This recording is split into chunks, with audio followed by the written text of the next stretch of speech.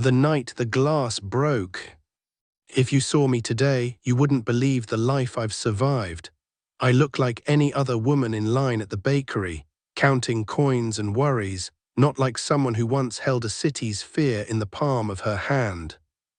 Rain slid down the windshield in thin silver lines as I sat in my old grey car, engine off, lights off, fingers locked around the steering wheel so tightly my knuckles went white. Across the street, his black Mercedes was parked under the soft golden lights of the most expensive restaurant in the district, the kind of place where they chill the glasses and warm the lies. Daniel had told me he was in a late business meeting on the docks. The docks were 20 minutes in the opposite direction. I watched the entrance, pretending I still believed him, pretending the message I'd seen on his hidden phone didn't exist. Same place as last time. I'll wear your favorite dress. No name, just a red heart and the time. 9:30 p.m. It was 9:28 now. My heart had started counting seconds instead of beats. A couple in evening clothes hurried past my car, laughing, the woman fixing her lipstick in the reflection of the restaurant's glass. They didn't look up at the cameras tucked under the roof. They didn't notice the man in a dark coat smoking by the side door, his eyes scanning the street like it belonged to him. But I noticed. I always noticed those things. When you're married to a man like Daniel, you learn how to read danger the way other wives read recipes. People crossed in front of the Mercedes, but no one got too close. Not really. They looked, then looked away. That was the first clue the night I met him years ago. The way men stepped aside in the market when he walked through, how their voices dropped to half volume when he stopped to buy oranges. Power follows some people like a shadow. With Daniel, it was more like a storm cloud. Back then, I told myself it was just respect. Later, I understood it was fear wrapped in respect. And still, I slipped my hand into his and married him. My phone buzzed in my lap, a message from my sister. "You okay? You sounded strange on the phone." I stared at the words. I could have told her the truth. I could have said, "I'm outside the restaurant where my husband lies to me," or "I'm about to open a door I can never close again." Instead, I locked the screen and put the phone face down like it too was part of the act. The restaurant doors opened. A man in a suit stepped out, checked the street, then held the door for someone behind him. He was one of Daniel's men. I recognized the stiff shoulders, the way his hand brushed his jacket where a gun would rest. I felt that familiar knot in my stomach tighten, not surprise, just confirmation of what I'd tried all evening not to name. Then I saw him. Daniel walked out of the Mercedes as if he owned the pavement. Black coat, no tie, shirt open at the neck, rain refusing to touch his hair. Two of his men straightened when they saw him, that quick flicker of their eyes, the same look I'd seen in men twice his age. He nodded once, like a king bored with being obeyed, and started toward the entrance. From my car, his face looked exactly like the man who kissed my forehead that morning while our coffee boiled over on the stove. "I'll be late," he'd murmured, wiping a stain off my wrist with his thumb. "Don't wait up, Carreño, get some sleep, you look tired." He said it with that soft half-smile he wore only in our kitchen, the one I used to believe no one else ever saw. Now that same mouth was set differently, colder, sharper. The Daniel I saw on the street was the man other people knew, the one spoken about in low voices, the one whose name never appeared in newspapers but lived in every rumor. Men like that never do meetings on the docks alone, not without their full security. Yet tonight he'd told Luca, his right hand, to stay home. "Family night," he joked. "A family night." I didn't wait for courage to arrive. It never does, not like in the movies. It's always just you and the door in front of you and the decision to move. I pulled my hood up, stepped into the rain, and crossed the street. My cheap boots soaked through in 2 steps. The guard by the entrance glanced at me, then did a double take. Recognition flickered in his eyes, followed by the same quick drop of his gaze I'd been seeing for years.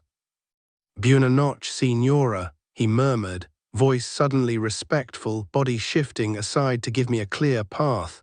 He hadn't expected to see his boss's wife walk up alone in a wet sweater and jeans. Inside, the warmth hit me first, then the smell. Expensive perfume, grilled meat, wine, and underneath it all that metallic taste of secrets. Soft music played. Laughter floated from the bar. Crystal glasses clinked like tiny bells announcing sins dressed in silk. The hostess saw me and froze for half a heartbeat. She was new. I'd only been here twice before, both times on Daniel's arm, my hand resting on his chest while men stood up when we passed. Her smile flickered like a candle in the wind. She knew who I was. Everyone here did, whether they'd met me or not. "Good evening, Mrs." She stopped herself, glancing around as if the walls had ears. "Do you have a reservation?" "He does," I said quietly. My voice came out calmer than I felt. "Private room." Her throat worked as she swallowed. "Yes, of course, mister." She lowered her eyes again. "He arrived just now, Signora, with a guest." "A guest?" The word hit harder than I expected. It sounded too polite for what I was about to see, like calling a bullet a misunderstanding. "Don't worry," I said, forcing a small, almost bored smile. "I won't stay long, just show me the corridor, I'll find it." She hesitated, then nodded toward the back. I could see in her face that she wanted no part of this, that she would rather hide under the bar than walk me there. I didn't ask her to. I walked alone, my footsteps soft on the velvet carpet, the murmur of conversation fading as I moved deeper inside toward the closed doors at the end. Each step felt like I was walking further into a life I already wanted to run from, even though I was the one who had chosen it years ago. I'd chosen Daniel when he came to my family's small apartment with money, protection, and a bruised hand from dealing with the men who'd threatened my brother. I'd seen him drop a man to his knees with one look, then turn to me and gently fix the crooked picture on my mother's wall. Kindness hidden inside power. That was how he'd pulled me in, not with grand promises, but with quiet acts no one else saw. At the end of the corridor, I stopped. A low male laugh slid under the door, followed by a softer, higher one. A woman's. My stomach twisted. For a second, I thought I might be sick right there on the red carpet. I leaned closer, listening. Chairs scraped, glass touched glass, his voice easy and soft, carrying that warmth he usually saved for home.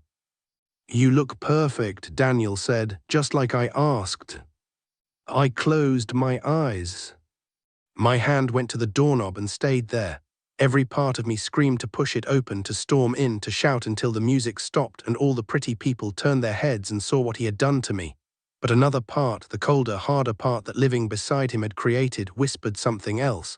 "Don't give him a scene, don't give him your tears in front of her, don't show him the size of the wound. Learn first, then decide how to bleed him." I opened the door just a fraction. A thin line of light cut across my face. Through the narrow gap I saw him. Daniel sat with his back partially turned to me, coat off, sleeves rolled up, the tattoo on his forearm visible, the same one I kissed the night we married. Across from him a woman leaned forward, laughing too brightly. Red dress, long hair falling over one shoulder. Her hand reached out, fingers tracing the rim of his glass, then his wrist. He didn't pull away. The world went strangely quiet. I could see everything in cruel, sharp detail. The way his eyes softened when he looked at her, the small smile tugging at the corner of his mouth, the candlelight dancing in the glass, the gold watch on his wrist that I'd given him for our 5th anniversary. That watch flashed once as he lifted her fingers and pressed them to his lips. For a heartbeat, I forgot how to breathe. But then I saw something else, something that didn't make sense at first. The woman's smile trembled before fixing itself again, like she was afraid of getting it wrong. Her eyes, big, brown, carefully lined, flickered not with simple happiness but with something tighter, nervousness, calculation. She glanced toward the door opposite me, the mirrored wall, the guard outside. She wasn't as relaxed as she pretended. She knew exactly who he was, and she was afraid too. A strange, cold calm slid over me like a second skin. The kind you get when you realize the house is already burned down. There's no point screaming about the smoke. I studied her not like a rival, but like a problem. Who was she? How long had this been going on? What did she want from him, from us, besides his hands and his promises? My fingers tightened on the door. As if he felt it, Daniel suddenly shifted in his chair. His eyes lifted, not toward the crack where I stood, but toward the mirrored wall beside him. In the reflection our worlds collided, his face, lean and confident, and behind him, just over his shoulder, the faint shape of me in the doorway, my hood down, my eyes fixed on him. His smile died mid-curve. Our gazes locked in the glass, not face to face, but ghost to ghost. In that suspended second, the woman was still laughing, unaware. The music kept playing. Somewhere outside, a car horn sounded. Inside, only two people really existed. The man who ruled my city with fear and charm, and the woman he thought would never dare to follow him into his shadows. Daniel's hand froze around the stem of his glass. I watched the color drain from his face, the confidence slip a fraction, the first crack appear in the armor he wore so well. He blinked once, slow, like he couldn't quite believe what he was seeing. And standing there, my heart in pieces and my pride hanging by a thread, I realized something that hurt even more than the betrayal itself.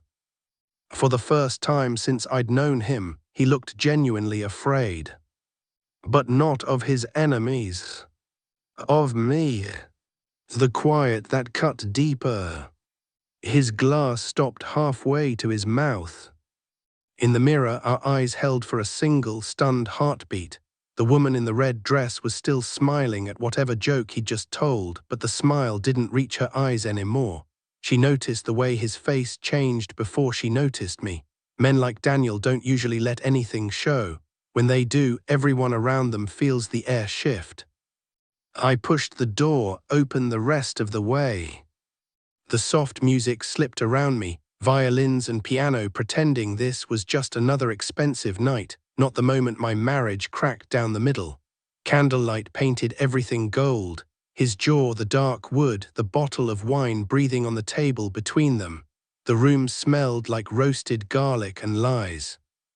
He stood up so fast his chair scraped the floor. Issa, my name came out rough, half-formed. He caught himself pulling his shoulders back, trying to recover the cold control he wore everywhere but our kitchen. You shouldn't be here. I stepped inside and closed the door behind me with a gentle click. No yelling, no broken dishes, just that quiet sound like a period at the end of a sentence I hadn't meant to write. The woman turned in her chair, confused. Up close, she was younger than I'd thought, maybe my age, but with eyes that had already seen too much. Her lipstick was perfect, her hands weren't. A slight tremor ran through the fingers still resting on his wrist. She snatched her hand back like she'd been burned when she realized who I was. I didn't go to her, I didn't go to him. I stayed exactly where I was, 3 steps inside the doorway, feet planted on the expensive carpet he'd once joked about spilling my soup on. I won't stay long, I said. My voice sounded wrong to my own ears, calm, almost soft, like I was asking about the specials and not dissecting my own life. Daniel watched me the way I'd seen him watch other men at negotiation tables, weighing, calculating, searching for the hidden weapon. The difference was, this time, the weapon was the silence between us. Signora, I didn't know he was. The woman's words tumbled out in a rush of guilt and fear, Spanish and English tangled together. He told me it was business. Of course he had. I looked at her properly then. Under the makeup, there was a bruise half faded near her collarbone, just above the line of her dress. Old fingers, recent memory. I knew that color. I'd seen it on my own skin once, years ago, before Daniel put a gun in a man's mouth for grabbing my arm outside a club. Kindness hidden behind power, that was always his trick. I'm not here for you, I said quietly. Don't be afraid. I'm not going to throw a drink in your face or pull your hair. That kind of drama, that's for women who still think they can win like that. Her shoulders dropped a fraction, confusion replacing panic. I shifted my gaze to Daniel. The boss everyone feared sat there with his hands empty, no gun, no cigarette, no excuse big enough to fill the space between us. You told me you were at the docks, I said, my eyes never left his. Loading containers, cold, wet, dangerous. I let my gaze flick once to the candle, the bottle, the half-eaten steak. You must have been freezing. His jaw tightened. Isabel, listen to me. You don't understand what this is. It was almost funny, the way he said it, as if what I'd seen with my own eyes needed translation. I understand enough, I replied. You brought another woman to the only restaurant where everyone knows your wife's name. You let her touch the watch I gave you. You let her laugh like she belonged at your table. A muscle jumped in his cheek. It's not. Don't, I raised a hand just slightly. His mouth snapped shut. The woman looked between us, realization dawning fully now. Her lipstick suddenly seemed too bright, too loud. I saw the shame flooding in, and for a moment I almost pitied her. She didn't know she'd walked into a room where love and danger came in the same glass. He didn't tell you about me, I asked her, still in that measured, almost gentle tone. About our wedding, about the house on the hill with the cameras on every corner, about the nights he came home with other men's blood under his nails but washed the dishes anyway. Her face went pale. I knew he was important, she whispered. I didn't ask questions. Of course she hadn't. The first rule around men like Daniel is simple. What you don't know can't get you killed, usually. A part of me wanted to scream at her, to tell her she'd been stupid, greedy, careless. Another part knew that if he hadn't found her, he would have found someone else. There was always going to be another woman willing to believe that this time he meant the tenderness, not just the control. I hope, I said quietly, he paid you enough to be worth the risk. Her eyes filled, but she stayed silent. Daniel took a step toward me. One of his men, stationed just outside in the corridor, shifted like he could feel the temperature dropping through the door. Isabel, Daniel said lower now, voice almost pleading. Go home, we'll talk there, not here. I studied him, the man who'd walked into my mother's tiny kitchen with a bag of groceries, and a gun hidden under his jacket was standing there, caught between his pride and his fear of losing me. For the first time since I'd known him, he looked unsure. I'm not going to ask you why, I said. Whatever story you tell me, you've already rehearsed it. I don't need a performance tonight. His eyes flashed with something sharp. It's not a performance. Everything with you is, I replied. The words came out softly, almost sadly. But I'm tired, Daniel, tired of being the one thing in your life that's supposed to stay pure while you drag mud through every other room. I reached for my left hand. The ring felt heavy, like it had absorbed every secret, every apology, every quiet morning coffee and late-night lie. I slid it off slowly, the metal catching for a second on my knuckle, as if it knew it was leaving skin it had learned by heart. He took another step forward, eyes locked on that tiny circle of gold. Don't, he breathed. I didn't look at him. I crossed the room, every step echoing in my own veins, and set the ring down between their plates, right next to his knife. It made the smallest sound against the porcelain, a bright little tick in all that velvet silence. The woman stared at it like it was a live grenade. Enjoy your dinner, I said to her, because I couldn't bring myself to say it to him. Just remember, when you toast to him, I nodded toward the ring. You're drinking with a man who forgets where he comes from. Her lips parted, but no words came out. I turned without waiting for Daniel to answer. My fingers brushed the back of his chair. I felt the tension in the wood, like even the furniture knew he was used to getting his way. He moved then, hand shooting out to catch my wrist. The room shrank to the circle of his fingers on my skin. It wasn't rough, not yet, but there was steel under the touch.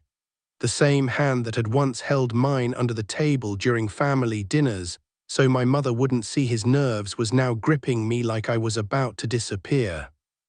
Look at me, he said. I did slowly. His eyes were darker than the wine on the table. You walk out of here like this, he murmured, low enough that only I could hear, and they'll smell it, Isabel. Every man in that room, every woman at that bar, they'll see the crack. They'll start testing it. Do you understand what that means? There it was, the world he lived in, pressing against the world I was trying to hold together. I leaned in just a fraction, so close I could see the tiny scar under his eye from a fight years ago. "You should have thought about that," I whispered, "before you invited someone else into our war." His grip tightened, then loosened, pride warred with something like panic in his gaze. Slowly, deliberately, I slid my wrist out of his hand. I didn't slap him, I didn't shout, I just walked away. On my way out, I felt his eyes on my back, felt the way the air in the room changed, heavier now, like even the walls were holding their breath. I knew I'd done something he wouldn't know how to explain to his men, to the world he ruled, that his wife had seen him stripped bare and had chosen calmly to leave him sitting there, ring on the table like a verdict. Sometimes the most violent thing you can do to a man like that is walk away without making a scene. The corridor outside was colder. The noise of the main room rushed at me, laughter, clinking glass, a burst of music. The hostess looked up, eyes wide, searching my face for clues. I gave her none. The guard at the door straightened when he saw me. "Signora, your car is." "I know where it is," I said, pushing my hood up again. The rain had slowed, but the street was still slick, reflecting the city's lights like a broken mirror. "Please," he tried again, voice dropping. "Let me call Luca to drive you. It's not good for you to be alone tonight. People talk, they watch." "People always watch," I said. "Tell your boss he should have remembered that." I stepped out into the night without waiting for a response. The cool air hit my face, clearing some of the heat from my skin. I walked past the black Mercedes, its surface still beaded with rain, the inside empty now. My cheap car waited down the block, small and stubborn. As I reached for the handle, I felt it, that prickling between my shoulder blades that I'd learned not to ignore. The kind of feeling you get when a room goes quiet right before a gun goes off. I glanced up. Across the street, half hidden under the shadow of a closed flower shop, a dark SUV idled, engine purring low. Tinted windows, too clean for this neighborhood. I hadn't seen it when I arrived, 2 silhouettes in the front seats, 1 in the back. The guard at the restaurant door shifted, his eyes cutting toward it, then back to me. He looked like a man hearing thunder and pretending it was trucks. I got into my car, started the engine, and pulled away from the curb without looking back at the restaurant. In the rearview mirror, the SUV's headlights blinked on. They slid into the street a few seconds after me, unhurried, like they had all the time in the world to follow a woman who had just walked away from the most dangerous man in the district and left his pride bleeding on a white tablecloth. The woman in the headlights.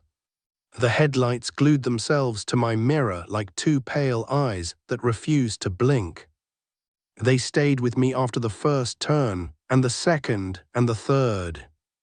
I kept my speed steady, hands locked on the wheel, resisting the urge to press the gas.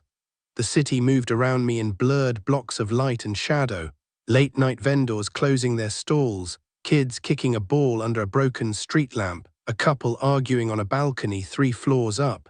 Normal life brushing shoulders with the world I actually lived in. If you see the same car behind you for more than 3 turns, you don't go home, Issa. His voice from years ago from another drive rode alongside me in my head. You don't call me, you don't call anyone, you disappear until I find you, understand? Back then I'd been laughing, half teasing him. You think I'm in some movie, Daniel? No one's following me, I'm not you. He hadn't laughed. He'd taken my hand off the gearshift and placed it over the small, cold weight beneath his seat. "Everyone around me is a target," he'd said quietly, "even if they don't know it yet." That was the first time I touched a gun. Now, years later, the memory wrapped itself around my throat as I checked the mirror again. SUV, same distance, same rhythm. When I slowed, it slowed. When I changed lanes, it changed with me. I turned away from the hill where our house sat, cameras blinking red at the corners. I took a side street instead, then another, then cut through a narrow alley that even taxis avoided. Trash bins, wet cardboard, a stray cat startled by my headlights. The SUV followed. My mouth went dry. They were Daniel's men. I knew their cars the way I knew his footsteps in the hallway. This one had a different shape, different arrogance, darker tint, no plates I could see. I caught a flash of something hanging from the rear view, a small red rosary, beads dull in the light. Rojas. I'd heard the name for years, in half-whispered conversations on the balcony where Daniel thought I was watering plants and not listening. A family that had once owned half the docks and lost it all slowly to men like my husband. Resentment ages badly in this city. It turns into something too dry to burn out on its own. My pulse hammered against my ribs. I couldn't lead them to my sister's tiny apartment, where my nephew still slept with dinosaur stickers on the wall. I couldn't lead them to the house on the hill either. That would turn our private war into something public. A crack in his world, just like he'd warned me. So I turned toward the river. The streets grew narrower, older. Cobblestones shaved thin by years of tires and footsteps. Buildings leaned closer together, whispering to each other over my head. I knew this route not because I liked the view, but because Daniel had made me drive it again and again on empty Sunday mornings, until I could do it with my eyes closed. In case something happens to me, he'd said once, adjusting my hands on the wheel. There's a place there with a door no one looks twice at. You go there, you wait, I'll come, or Luca will, no one else. Back then, it had felt like a game. Now, it felt like the thin line between breathing and not. I killed my lights at the last corner and coasted the car into the shadow of a crumbling warehouse, heart thudding loud enough I was sure someone outside the car could hear it. The SUV slowed as it reached the intersection, brake lights glowing red in the drizzle. From my hiding place behind a stack of rusted containers, I watched them through a crack. The SUV rolled past slowly as if sniffing the air. I caught a clear glimpse of the driver, now shaved head, thick neck, tattoo curling up behind his ear. Not one of Daniel's, not a cop, something in between. The kind of man who worked nights and slept with one eye open. They hesitated at the next split in the road. Left was the hill, right was the river. The SUV turned right. My lungs finally remembered how to work. I waited a full minute after their taillights disappeared. 2, 3, old training kicked in, the things you learn by osmosis when you live beside someone who never sits with his back to a door. Patience, stillness, counting to 60 one more time even when you think it's safe. Only when the silence settled did I start the car again and take the back way to the address etched into the back of my mind. The safe place was an old brick building near the river, its windows dark, its door plain. No sign, no decoration, just a number on a worn metal plate that meant nothing to anyone who hadn't been told it twice slowly with their chin caught between rough fingers. Unit 4B. I parked 2 streets away and walked the rest, pulling my hood low, feeling the damp creep through my sweater. Every sound felt sharper, the drip of water from a gutter, the distant thud of bass from some hidden bar, the quick footsteps of a stranger turning a corner. The front door gave under my hand with a soft groan. Inside, the hallway smelled like dust and old paint. My shoes squeaked faintly on the tile. Someone had written a phone number on the wall in marker, the ink bleeding at the edges. Up 2 flights of stairs, left at the end, door with a faint scratch by the handle. I unlocked it with the key I swore I'd never use, the one that had sat on my keychain for years like a secret between us. The apartment was exactly what I'd imagined and nothing like our home. Bare walls, 1 couch, 1 table, a mattress on the floor in the bedroom, heavy curtains that could block out day and night equally. No photographs, no color, just a place to disappear into if the world outside got too loud. I locked the door behind me, slid the bolt, and for the first time since I'd seen him kiss her fingers, I let my back hit the wall. The sob didn't come the way I'd expected. There was no wail, no breakdown, just a slow, steady leak of something hot from the corners of my eyes as I slid down to the floor and hugged my knees to my chest. I wasn't just grieving the woman at the table or the ring left behind. I was grieving the version of myself who had believed stubbornly that I could stand beside a man like Daniel and stay untouched, that I could be the calm in his storm without ever being pulled under. I don't know how long I sat there, listening to the hum of the old refrigerator and the soft tick of pipes. At some point my phone buzzed in my pocket. Daniel. His name lit up the cracked screen over and over. Calling, calling. I watched it until the screen went black again. It started a second time, a third. Finally, on the fourth call, I answered. What? My voice came out low, rough. For a second, there was only his breathing on the other end, fast, controlled, like a runner who doesn't want to admit he's tired. Where are you? He asked. No pretense, no cariño, no softening, just that blunt question wrapped in steel. Out, I said. Don't play with me. The edge in his tone was the one that made grown men swallow their pride. Tell me where you are. So you can send flowers, I asked. The bitterness tasted like old coffee and sleepless nights, or another woman with a red dress. He swore under his breath, something quiet and raw. I rarely heard him lose his words. That's not what you think, he said. This is bigger than. I saw your mouth on her hand, I cut in. Whatever political excuse you're about to give me, whatever careful little story, it won't change that. A silence, then softer. You followed me. You lied to me. Another beat of quiet. When he spoke again, some of the boss had drained out of his voice, leaving the man underneath. You shouldn't have walked out like that, he said. In front of my men in that place it was reckless. I laughed once without humor. Sleeping with someone else is fine, but my leaving the room is reckless. You think this is a joke, he snapped.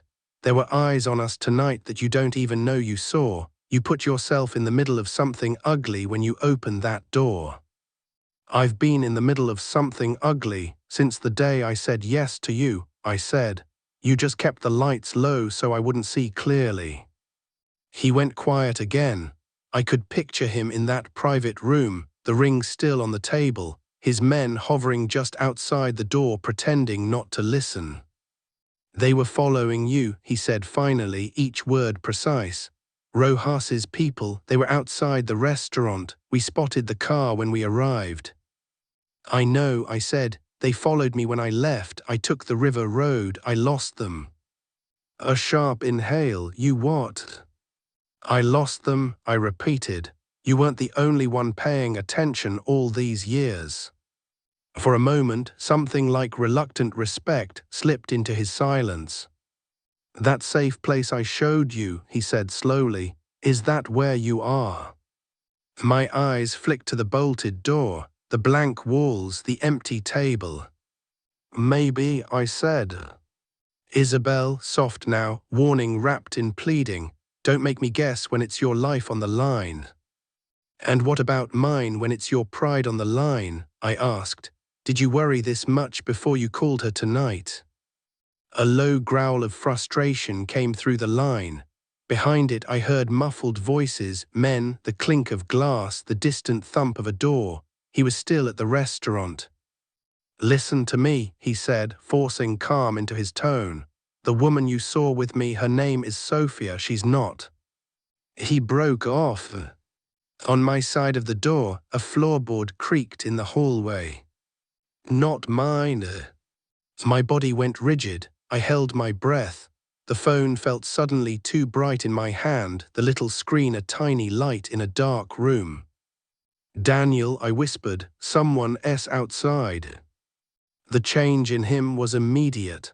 I heard it in the way his breath shortened, in the scrape of his chair, in the sharp orders he barked at someone near him. Where Isabel? His voice was all boss now, all command. Tell me exactly. Upstairs, second floor, by the river. My whisper trembled despite my efforts. The place you said no one knows about. The hallway outside my door groaned again, an old building complaining under a new weight. A shadow slipped under the crack at the bottom, someone standing right on the other side. "Back away from the door," he said. "Now stay away from the windows, don't say another word." A soft, testing jiggle of the handle. They knew it was locked, they knew someone was inside. I rose slowly, phone pressed to my ear, eyes fixed on that small metal piece vibrating with each push. My heart slammed against my ribs, not from heartbreak this time, but from a more primitive terror that had nothing to do with red dresses and everything to do with survival. "Luca," Daniel's voice snapped through the earpiece, distant now as he turned his head. "The river safe house, move, go now." Wood splintered. The first hit was tentative, like a knock. The second was harder. Tiny cracks began to spiderweb out from the lock. I looked around wildly for something heavy and grabbed the only thing within reach, a metal lamp from the corner. My fingers slipped on the cord as I raised it. On the other end of the line, Daniel was breathing fast. "Isabel, listen to me," he said. "If it's them, you stall, give them nothing, you don't talk about me, you don't say my name, you're just a woman who got lost. Do you understand?" "And if it's not them," I whispered. The third hit nearly knocked the door off its frame. The bolt bent, a strip of light sliced into the room as wood gave way. My grip tightened on the lamp. My whole life with him, every quiet breakfast, every stolen moment of peace, every shouted fight, condensed into the stretch of a few seconds as the door burst inward and the first figure stepped through. I lifted the lamp, ready to swing. The woman in the doorway was breathing hard, hair damp, eyes wide with something like panic. Her red dress was gone, replaced by a dark coat thrown over bare shoulders. One strap of her slip had torn, hanging loose. A thin line of blood ran from her lip down her chin. We stared at each other, both frozen, both recognizing and not recognizing at the same time. "Isabel," she blurted, her accent thicker without the restaurant's soft music to hide it. "Thank God, I didn't know if you'd come here." Behind her, down the hallway, footsteps pounded on the stairs, more than one pair, heavy and fast. On the phone, I heard Daniel stop, breathing for just a second. "Sophia," he said in my ear, his voice suddenly very, very quiet. The woman in my doorway, his so-called affair, met my gaze, fear burning clear in her eyes. "If you hate him," she whispered urgently, glancing back over her shoulder, "you'll want to hear what I have to tell you." Then the first shot rang out from the stairwell.